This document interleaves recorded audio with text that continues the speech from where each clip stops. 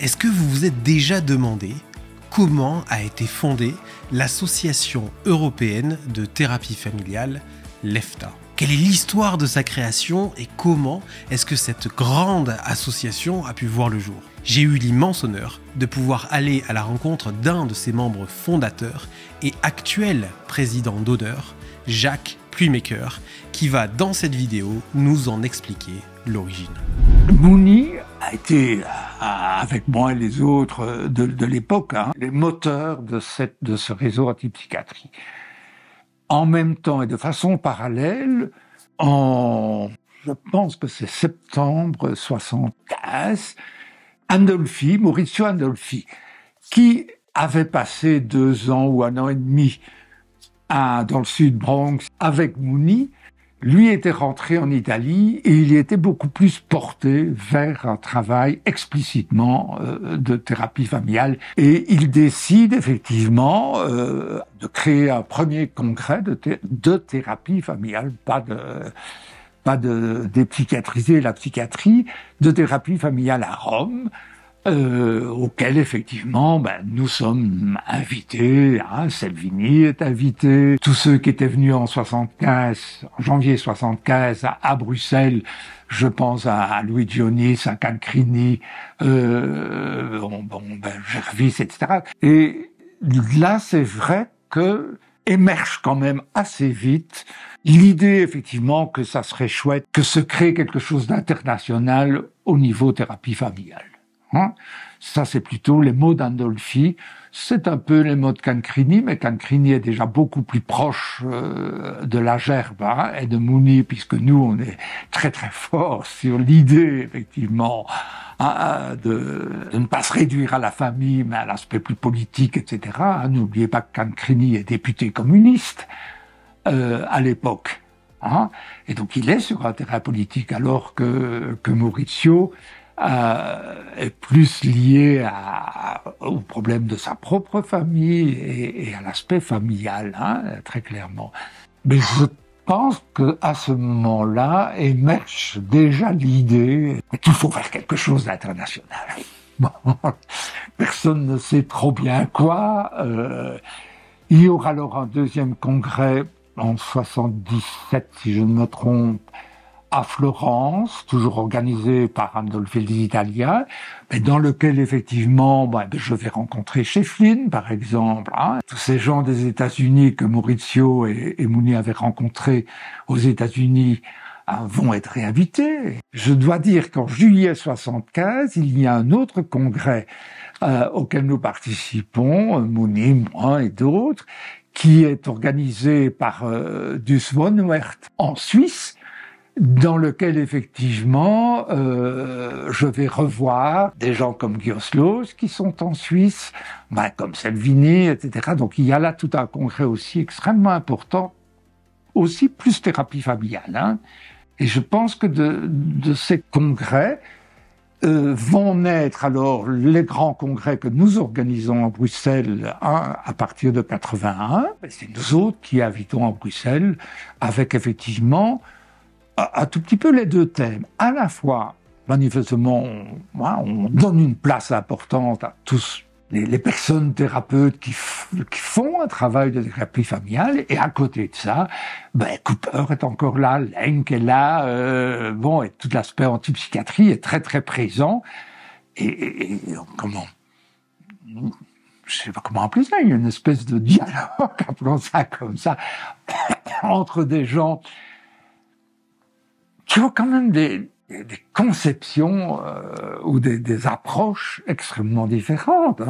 Entre Philippe Caillé, qui vient la première fois à Robert Neuburger, c'est vrai que Cooper est quand même un tout petit peu un ovni dans cette histoire-là. Et je crois que dans ces congrès, progressivement, va naître l'idée, effectivement, qu'il faut faire quelque chose d'une voie internationale.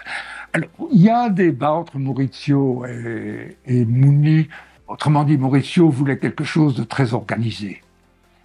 Et donc, après notre expérience de réseau antipsychiatrie, c'est l'idée de réseau qui s'est imposée. Alors, qu'est-ce que c'était ce réseau? Ce réseau a été de dire, à partir de ces congrès, à Bruxelles, l'Institut qui venait de se créer, va recueillir toutes les communications, tous les articles, toutes les productions que font effectivement des thérapeutes familiaux, des intervenants systémiques, etc., de tous les pays.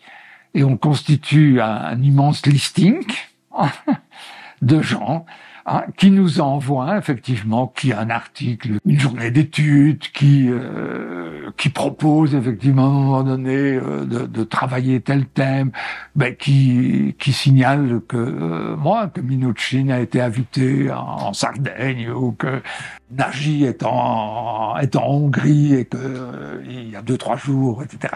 Enfin, autrement dit, quelque chose un peu de très communicatif.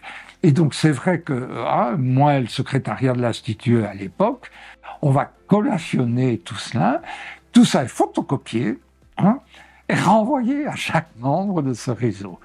Que ce soit les Suisses, les Hongrois, les Italiens, les Belges, les Anglais, etc. Dans la langue d'origine. Donc c'est uniquement du photocopiage. Mais ça a comme effet, effectivement, que les gens apprennent à se connaître. C'est-à-dire qu'à travers ce réseau, même si physiquement on ne s'est pas nécessairement toujours rencontrés, de plus en plus, nous identifions dans les différents pays, on se rencontre, on partage des choses et on apprend à se connaître, à connaître les activités des uns des autres. Par exemple, c'est vrai que là, Cancrini, etc., comme Andolfi en Italie, vont multiplier les différents lieux de centres, amenant effectivement des tas d'élèves à créer leur centre de consultation et de formation, effectivement à travers l'Italie. Ça va créer tout un mouvement. Ça a duré des années. Il faudrait retrouver les listes, mais ça a pour finir fait 100 ou 150 personnes ou 200 personnes. Et donc à un moment donné, l'autre idée, surtout porté par Maurizio et par un certain nombre d'autres, pas tellement par Mouni et moi, a été de dire, maintenant que ça prend trop d'ampleur, si je peux parler comme ça devient trop lourd, parce que tout ça était gratuit. C'était l'Institut qui payait. Il n'y avait pas de cotisation, il n'y avait rien. Tout qui, effectivement, faisait du travail d'approche systémique ou thérapie familiale, s'il donnait son nom, faisait partie du réseau. Il n'y avait pas d'admission, etc. C'était vraiment c'est à ce moment-là que l'idée de structurer a commencé à s'imposer ou à prendre place. Et donc un congrès qui s'organisait à Paris, je pense, il faudrait en 1990. Tout le monde, nous étions, les principaux leaders, on était d'accord que ça devienne effectivement une association. Une association de type scientifique, comme quantité d'associations, de psychiatres, d'orthophonistes, ou de tout ce que vous voulez, etc. Et donc, c'est devenu l'association, effectivement, européenne des thérapeutes familiaux. Je vais créer les statuts, je vais effectivement en faire une association internationale de droit belge. On va décider alors qui sont les premiers fondateurs. Et donc, à ce moment-là, l'EFTA est créée. Les deux idées majeures de l'époque de ce groupe, disons, de thérapeutes familiaux, dans lequel s'est introduit l'idée d'admission. Donc, autrement dit, on ne devenait pas membre automatiquement, il fallait présenter un dossier. L'EFTA n'a jamais reconnu, de façon légale, les thérapeutes familiaux. C'est une association scientifique où, effectivement, les adhérents où les gens qui demandaient à adhérer devaient répondre à des conditions. OK. Et le premier congrès va se faire à Sorrento, organisé par Maurizio, et puis l'idée a été de faire tous les 3 ans un congrès, et on a tenu jusqu'à aujourd'hui, tous les 3 ans, EFTA a organisé un congrès appelons-le scientifique, ou en tout cas de partage de type scientifique. Alors bon, il y a eu des évolutions, puisque bon, au début c'était une association de thérapeutes familiaux uniquement de membres individuels. Et donc là-bas, alors ça c'est un peu l'histoire d'EFTA, c'est un peu difficile à raconter.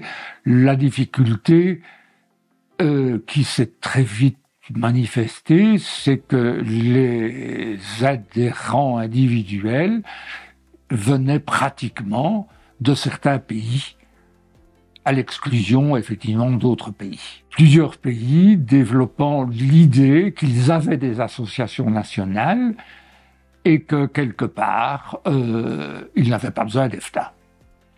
C'était le cas de l'Espagne, c'était le cas évidemment des pays nordiques, de l'Angleterre, etc. Tous ces pays avaient des associations nationales relativement structurées et parfois qui précédaient l'EFTA. En Angleterre, etc., je crois que ça avait précédé, je n'en ai pas les dates exactes, mais enfin je pense que ça précédait. Et ces pays ils estimaient même que si les gens les thérapeutes familiaux de leur pays payaient une cotisation à l'Assemblée nationale, ça n'allait pas de payer une deuxième cotisation à une association internationale. Bon, ça c'était tout un débat. Est-ce qu'on ne créerait pas, on n'accepterait pas à l'EFTA de créer au début 2 chambres, 2 sections, une section effectivement qui réunirait les associations nationales, sans exiger que les membres des associations nationales s'inscrivent à la section des membres individuels.